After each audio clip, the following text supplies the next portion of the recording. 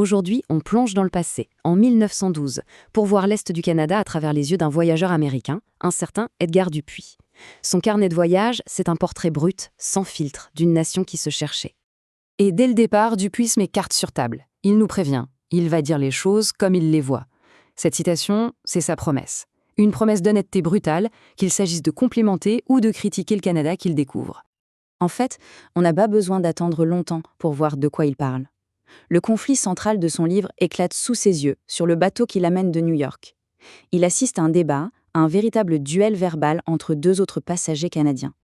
Voilà le premier point de vue, celui du Canadien anglais. Pour lui, c'est clair et net. Le français parlé au Canada, ce n'est qu'un patois, une langue mourante. Une opinion qui en dit long sur la perception d'une partie du pays à l'époque.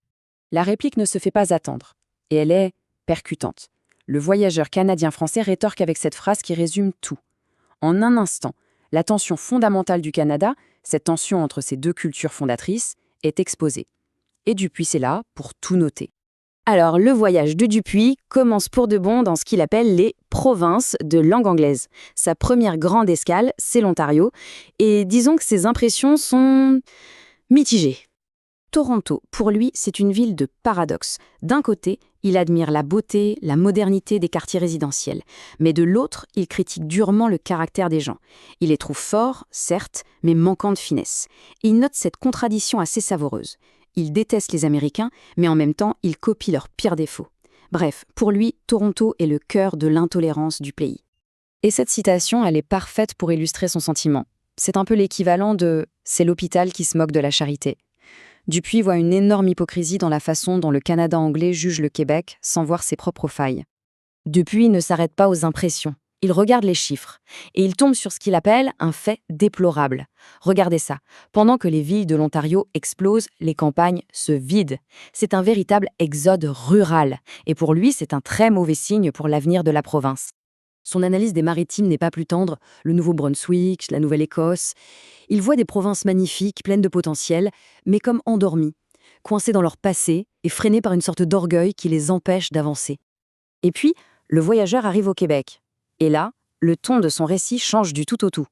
Pour lui, le Québec, ce n'est pas l'histoire d'une défaite, c'est l'histoire fascinante des conquis qui, à leur manière, remportent la victoire. Pour comprendre la vision de Dupuis, il faut s'arrêter sur ce mot, l'habitant. Pour lui, ce n'est pas juste un fermier, c'est bien plus que ça. L'habitant, c'est l'incarnation de la culture, de la persévérance, c'est l'âme du Québec rural. Et le portrait qu'il en fait est presque un éloge, comparez ça à ses descriptions de Toronto. Ici, il parle de patience, d'intégrité, de politesse, d'un sens de l'humour aiguisé. Et surtout, il est frappé par deux choses, la foi et l'importance sacrée de la famille. Ce moment, c'est vraiment le cœur de son expérience québécoise.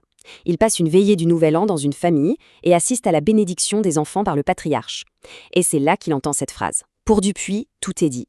La foi, la famille, la reconnaissance, c'est ça l'essence de la culture qu'il observe. Cette force culturelle et familiale nous ramène directement au point de départ du voyage, la fameuse question de la langue, qui est pour Dupuis la véritable fracture du pays. Il met en opposition deux attitudes radicalement différentes. D'un côté, ce qu'il décrit comme une peur, presque une phobie du français chez les anglophones. De l'autre, une approche qu'il juge beaucoup plus intelligente de la part des Canadiens français, qui enseignent l'anglais à leurs enfants, voyant ça comme un atout. Pour lui, c'est une preuve de supériorité intellectuelle évidente. Mais Dupuis ne s'est pas contenté d'observer le présent de 1912. Non. Il a utilisé ces observations pour se lancer dans des prédictions, et des prédictions pour le moins audacieuses sur l'avenir du Canada. Ces prophéties ne sortent pas de nulle part. Elles sont basées sur sa propre petite enquête démographique. Alors ce n'est pas scientifique, bien sûr, mais regardez les chiffres qu'il a collectés. Le taux de natalité qu'il observe chez les francophones, que ce soit au Québec ou en Acadie, est plus du double de celui de l'Ontario rural. Pour lui, la conclusion mathématique est inévitable. À partir de cette bombe démographique et de ses observations géopolitiques, il imagine un scénario en 3 actes. D'abord, l'effondrement de l'Empire britannique. Ensuite, un Canada indépendant mais fragile, seul à côté du géant américain. Et enfin, l'étape finale, inéluctable selon lui, l'annexion par les États-Unis. Et voilà sa conclusion finale. C'est dit noir sur blanc, l'annexion n'est pas seulement inévitable, elle est même souhaitable. Il faut imaginer le choc d'une telle déclaration en 1912. C'est une affirmation absolument radicale. Ce qui nous amène à aujourd'hui. En se penchant sur ce témoignage vieux de plus d'un siècle, la question se pose, qu'est-ce qui nous parle encore? Qu'est-ce qui a changé? Les tensions culturelles, les dynamiques démographiques, la place du Canada dans le monde. Les observations de Dupuy, qu'on soit d'accord ou non avec lui, continuent de nous faire réfléchir.